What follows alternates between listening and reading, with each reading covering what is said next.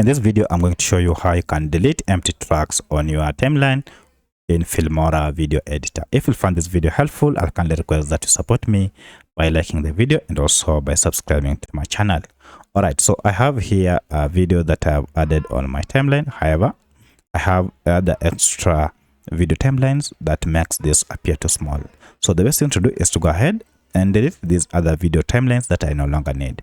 So to do so, it is quite simple. Just head over to that timeline and then just right click on it, and then you can see this option called delete empty tracks. So if I click on delete, you can see that track has been deleted, and now I only have one video track here. And it will not only delete that one empty track, but all the other empty tracks that were available on your timeline. So that's how you can delete empty video tracks on your timeline in Filmora video editor. If you have any other question, kindly let me know in the comment section. Otherwise, thanks for watching, and let's meet in the next video.